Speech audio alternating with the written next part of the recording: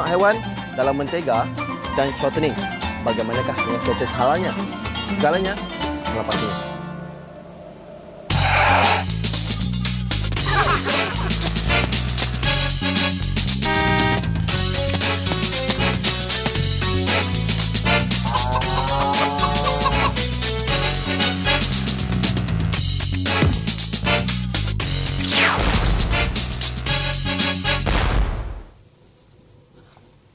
Assalamualaikum. Menjelang hari raya ini, saya yakin ramai di antara kita, terutamanya suri rumah tangga, berlumba-lumba membuat kek dan biskut. Tetapi tidak lengkap rasanya jikalau tiada bahan utamanya, iaitu mentega ataupun margarin. Lemak haiwan yang terkandung dalam mentega mampu menaikkan lagi aroma serta keenakan kek dan biskut ini. Malah strukturnya akan menjadi lebih lembut. Minggu ini, Eja Halal akan mengupas isu bahan terlarang yang terkandung dalam mentega, margarin dan shortening. Mentega, bahan asasnya ialah susu, air dan garam. Menjelang Aidilfitri ini, pasti ramai pengguna berpusu-pusu mendapatkan mentega bagi membuat aneka kek serta biskut raya sama ada pada skala kecil maupun besar. Namun, apakah bahan yang mungkin menyebabkan mentega itu haram untuk dimakan? Terdapat dua jenis mentega di pasaran, iaitu mentega tulen dan lepas susu. Mentega tulen mengandungi 100% susu, manakala lepas susu adalah campuran mentega dan margarin. Secara umumnya, mentega berfungsi besar dalam industri bakery. Fungsi lemak itu pada asasnya adalah untuk mengadunkan ataupun melicinkan pencampuran antara tepung gandum dengan protein daripada susu ataupun daripada mentega itu sendiri untuk menghasilkan biskut yang gebu dan tekstur yang lepas susu.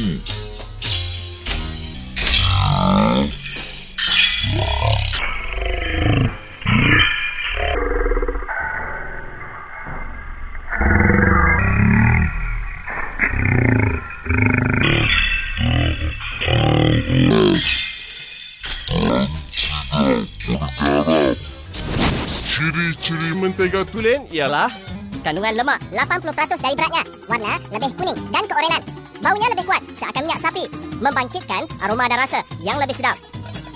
Ogos tahun lalu, kita dikejutkan dengan isu mentega jenama Golden Churn Creamy Butter yang didakwa mengandungi DNA babi. Kira-kira 400 pengusaha kek lapis Sarawak terjejas apabila pelanggan membatalkan tempahan dan terpaksa dimusnahkan. Keraguan terhadap kandungan pure creamy butter Golden Churn akhirnya terjawab apabila JAKIM menarik balik larangan penggunaan mentega tersebut dan mengisytiharkan ia boleh digunakan kembali. Hasil pemeriksaan membuktikan kilang tersebut menepati piawaian standard halal Malaysia kerana sijilnya dikeluarkan oleh NZ Islamic Processed Food Management, iaitu satu badan yang diiktiraf oleh pihak JAKIM. Jadi Golden Churn memang dulu mengandungi bahan tersebut dan sekarang mereka mengatakan telah dapat pengesahan halal. Jadi bagi saya kalau itu daripada JAKIM, bagi saya kita akan terima bahawa itu adalah disahkan secara authority. Secara semula jadinya, mentega kaya dengan lemak untuk memberi hasil terbaik pada kek dan biskut. Susu, sumber utama lemak dalam mentega dan diambil dari lembu, kerbau, unta dan biri-biri. Secara dasarnya, tiada unsur meragukan dalam mentega kerana ia berasal dari haiwan yang halal untuk dimakan. Namun, adakah wujud kemungkinan lemak haiwan selain susu terkandung di dalam mentega? Eja Halal mendapatkan kepastian mengenai persoalan ini. Lemak itu berasal daripada haiwan. Dalam kes mentega ini yang digunakan adalah lemak susu. Susu itu adalah datang daripada haiwan, maka ia diklasifikasikan sebagai lemak haiwan. Ada juga lemak haiwan yang bukan daripada susu, tetapi dia tidak buat mentega. So mentega mesti lemak susu. Penghasilan mentega juga melalui proses pengkulturan dengan bakteria asid laktik yang hidup dalam susu. Ia bertujuan untuk memberikan perasa kepada mentega. Kaedah pengkulturan turut dipersoalkan dari segi medium yang digunakan sama ada halal ataupun tidak. Salah satu bahan yang mungkin terlibat dalam penghasilan mentega ni adalah kultur pemula. Yang mana kultur pemula ini biasanya melibatkan penggunaan bakteria. Bakteria itu sendiri akan dibiakkan di atas media yang mungkin pelbagai sumber. Mungkin daripada protein haiwan, mungkin juga daripada protein tumbuhan. Makanan kepada bakteria itu sendiri pun harus dilihat untuk kita menjaga halal itu. Di akhirnya mentega itu akan halal. Mentega juga mengandungi bahan penstabil yang dipanggil emulsifier. Emulsifier memainkan peranan penting dalam mentega bagi memastikan lemak dan air dapat disatukan dalam adunan kek dan biskut. Umumnya, pengemulsi terbahagi kepada dua, iaitu lecithin dan semi-sintetik. Yang asli itu hanya dihasilkan daripada sumbernya, misalnya daripada sumber telur atau kacang soya, dan diasingkan secara industri dan skala industri untuk mendapatkan lecithin tadi dan digunakan sebagai pengemulsi. Tapi kalau yang saya kata semi-sintetik tadi adalah daripada umum biasanya berasaskan pada lemak ataupun gula ester. Umumnya adalah berasal daripada sumber lemak. Lemak boleh lemak haiwan ataupun lemak tumbuhan. Bila dah jadi bahan pengemulsi ini, tidak dapat nak bezakan ianya daripada lemak haiwan ataupun lemak tumbuhan. Antara fungsi emulsifier ialah pengembang dan peningkat mutu kek, melembutkan kek, menstabilkan struktur kek dan biskut, mengimbangi lemak dan air. Pengemulsi dihasilkan dari tumbuhan dan haiwan seperti lembu dan babi. Pengemulsi dari tumbuhan tidak syak lagi statusnya adalah halal, tetapi keraguan timbul jika bahan tersebut diambil dari haiwan. Kalau emulsifier yang digunakan berasal daripada binatang, kita perlu tahu apakah binatang yang digunakan itu adalah binatang yang halal. Sekiranya binatang itu adalah binatang yang halal, adakah ia memenuhi syarat sembelihan contohnya? Kebanyakan mentega di pasaran negara kita diimport dari negara luar seperti New Zealand dan Australia. Mentega dari negara pengimport tersebut dikatakan lebih tulen, asli dan sedap. Jadi, tidak heranlah jika ramai pengguna memilih mentega import bagi mendapatkan kek dan biskut yang berkualiti. Apakah langkah yang perlu diambil oleh pengguna bagi memastikan produk keluaran luar negara tersebut adalah halal dan selamat dimakan? Sebenarnya terletak kepada pengguna itu sendiri. Kalau yang nak dijaga itu adalah halal, maka kita kena cari jalan supaya kita peroleh pembekal alternatif yang ada halal. Tetapi kalau kita tidak melihat dari sudut halal itu sebagai yang utama, memang kita akan ada masalah. Sebagai pengguna, sukar bagi kita untuk mengenal pasti kandungannya.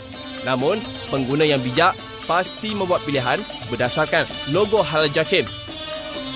Antara jenama mentega yang disahkan halal adalah seperti berikut.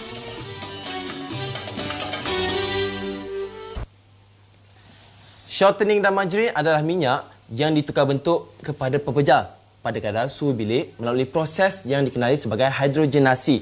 Ianya dilakukan bagi memperbaiki kualiti serta mengekalkan kesegaran makanan tersebut. Lemak haiwan turut digunakan dalam pembuatan shortening. Tetapi sejauh manakah kesedaran kita terhadap perkara ini?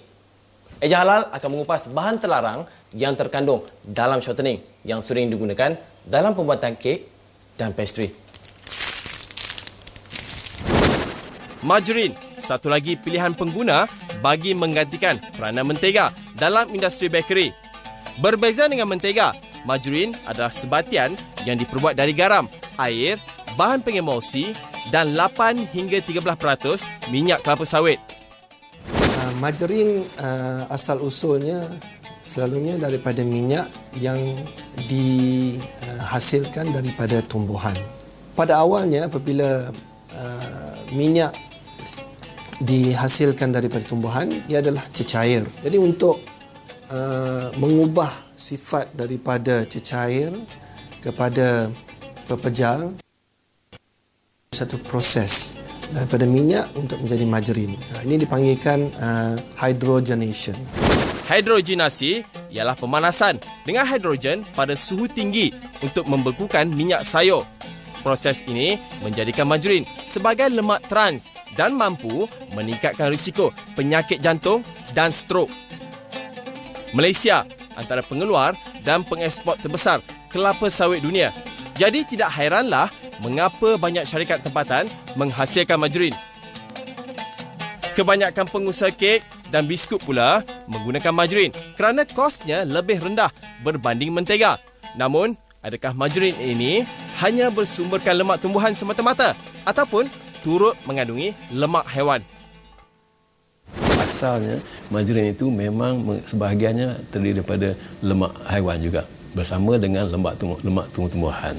Ini saya jangka sebab pengeluaran lemak yang berlebihan ataupun penggunaan daging ataupun penggunaan haiwan penyembelihan lembu dan haiwan-haiwan lain menghasilkan lemak yang begitu banyak dan harganya begitu rendah, dan mereka pula kekurangan sumber lemak daripada tumbuhan. Pengguna perlu berhati-hati terhadap pemilihan margarin agar tiada unsur haram terkandung di dalamnya. Kalau lemak yang daripada bersumber binatang yang halal sekalipun tetapi dari segi penyembelihannya tidak menepati hukum syarak, hukum ini tetap adalah haram, maka adalah sukar untuk kita kenal pasti sama ada lemak daripada sumber haiwan yang halal, adakah benar-benar halal sebagaimana kita faham binatang itu adalah halal, ataupun sebenarnya telah berubah menjadi haram disebabkan penyembelihannya tidak mengikut hukum syarak. Ini adalah antara produk margarin yang disahkan halal oleh pihak JAKIM.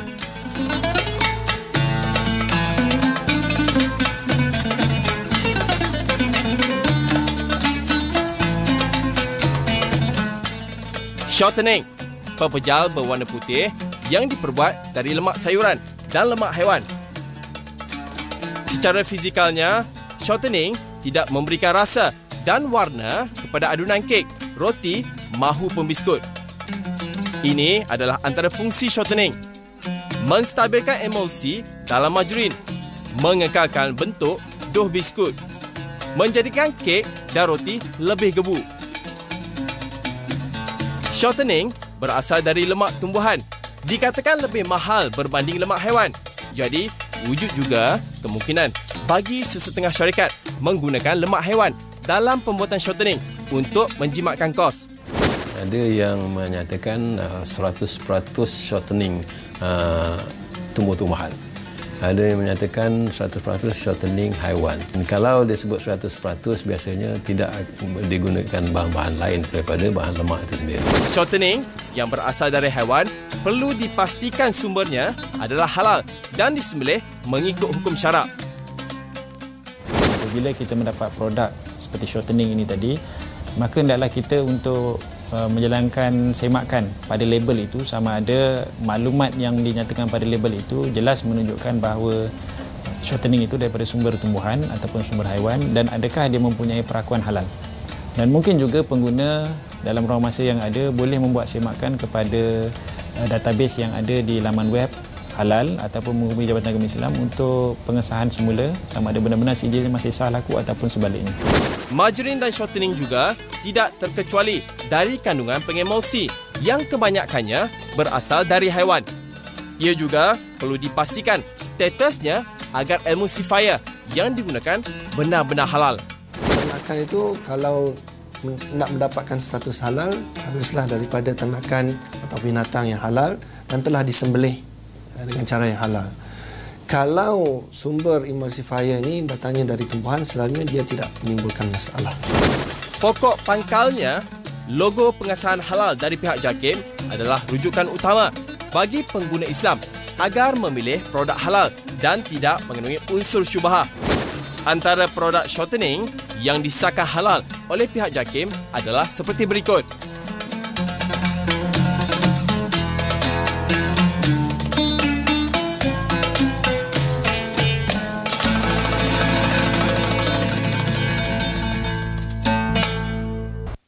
Bagi melihat sejauh mana keprihatinan pengusaha bekeri di Malaysia terhadap isu halal, ejen halal ke sebuah perusahaan keluarga yang dikenali sebagai Hidayah Cookies. Pasti nama ini cukup dikenali di kalangan pelanggan dengan keenakan aneka jenis kek, biskut, cookies, roti dan dodol. Perusahaan milik Sarimah Jantan ini mendapat sijil halal dari pihak JAKIM sejak tahun 2006. Untuk mendapatkan tu mesti ada ciri-ciri dia, di antara dia bahan yang kita gunakan pastikan halal, tempat mesti bersih, kita mesti ada sebuah bangunan yang khas. Dia tidak mahu kita buat di dalam rumah, kita ambil sijil halal memang tak dapat. Menjalankan operasi di Sungai Kandis, Shah Alam sejak tahun 2000, Sarimah mempunyai 20 orang pekerja bagi memenuhi permintaan pelanggan, lebih-lebih lagi di musim perayaan ini. Perniagaan yang dimulakan secara kecil-kecilan bertambah besar skalanya apabila Sarimah menerima bantuan dari Jabatan Pertanian di samping produknya yang mendapat sambutan. Seperti pengusaha lain, Hidayah Cookies tidak terkecuali dalam penggunaan mentega, margarin dan shortening dalam pembuatan kek, biskut dan rotinya. Sebagai umat Islam, beliau beranggapan bahawa mencari produk halal merupakan satu kewajipan baginya. Kita dalam dunia bisnes untuk kita lebih maju dan terus maju untuk mendapat keberkatan daripada Allah, maka kita kena ambil yang halal. Kita tidaklah boleh membuat sesuatu mengira keuntungan. Sebab benda ni melibatkan semua orang, terutama orang Islam. Beliau sentiasa memastikan bahan mentah yang digunakan mempunyai logo pengesahan halal dari pihak JAKIM bagi mengekalkan standard piawaian halalnya. Bila ada halal pada Hidayah Cookies, ruang dan peluang banyak. Sesungguhnya dalam sesuatu peruntukan atau permohonan atau bantuan daripada jabatan-jabatan kelayakan mesti ada halal. Baru mereka membenarkan kita mendapat bantuan. Jika mereka tak ada halal, tak dapatlah. Selain itu, faktor kebersihan dan penggunaan teknologi moden juga memainkan peranan penting ketika proses pembuatan, dan beliau sentiasa turun padang bagi memantau tempat pemprosesan pada masa-masa tertentu. Sehingga kini, lebih dari 18 jenis kek dan biskut telah berjaya dipasarkan. Bahkan status halalnya tidak diragui. Untuk jangka masa panjang, Hidayah Cookies berhasrat untuk mengembangkan lagi perniagaannya. Harapan Hidayah Cookies begitu tinggi sekali. Kita akan membuka kilang yang lebih besar dan supaya dapat lebih selesa lagi lah. Memandangkan sambutan yang begitu ramai. Dari industri kecil sederhana sehingga ke skala besar, ia adalah kayu ukur untuk melihat bahawa produk halal di Malaysia kini semakin berkembang. Apatah lagi dengan adanya usahawan yang mementingkan kesucian sesuatu produk makanan dan tahap kesedaran pengguna yang kian meningkat. Ini adalah antara produk buatan Hidayah Cookies.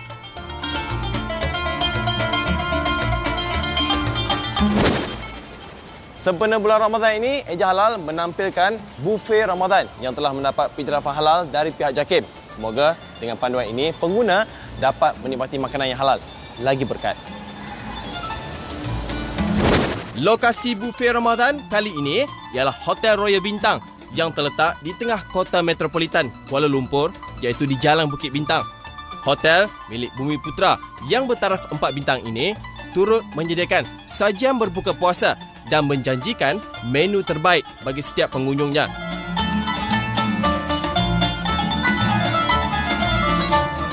Istimewanya, kesemua dapur hotel ini mendapat sijil halal dari pihak JAKIM sejak November 2010, termasuklah Malay Banquet Kitchen, Chinese Banquet Kitchen, Sunflower, Brasseries Pastry Kitchen dan Butchery Kitchen.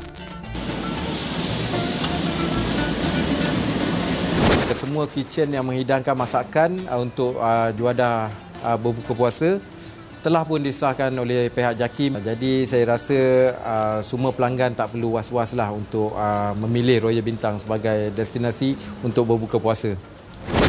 Promosi buffet Ramadan kali ini amat berpatutan, iaitu hanya dengan harga RM68 untuk seorang dewasa. Lebih dari 40 menu telah disediakan oleh chef berpengalaman dan hidangannya terdiri dari masakan Melayu, Cina, India dan Barat. Tidak ketinggalan pelbagai jenis dessert serta minuman yang pasti memenuhi cita rasa pelanggannya. Pemilihan lokasi buffet Ramadan di hotel-hotel perlu dilakukan dengan teliti bagi memastikan tiada unsur-unsur haram dicampur adukkan dalam juadah untuk berbuka puasa. Kita sudah menerima bahan mentah di dalam hotel dan kita masak dengan cara yang tak betul. Bermakna bahan-bahan yang kita terima tu walaupun disahkan halal, tapi bila cara penyediaan tu disalahgunakan, termasuk kita campurkan arak ataupun bahan-bahan yang tak sepatutnya. Jadi secara tak langsung benda tu akan menjadi haram lah. Kebersihan serta kaedah memasak di dapur juga dititik beratkan oleh pihak hotel bagi memenuhi prosedur-prosedur yang telah ditetapkan oleh pihak JAKIM. Bagi pihak pengurusan hotel ini, konsep halalan thayyiban dalam penyediaan makanan perlu diterapkan kerana masyarakat ini kian sedar akan kepentingan halal dalam kehidupan. Konsep yang kita terapkan dalam Hotel Royal Bintang adalah berdasarkan penyediaan makanan yang halal, penerimaan barang bahan mentah yang halal dan juga kebersihan yang kita boleh katakan untuk keselesaan semasa kita memasak lah. Ikuti senarai hotel yang mendapat pengesahan halal dari pihak JAKIM.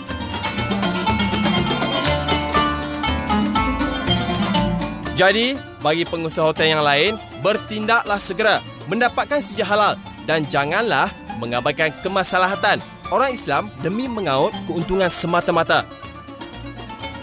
Ikuti produk terbaru halal JAKIM minggu ini.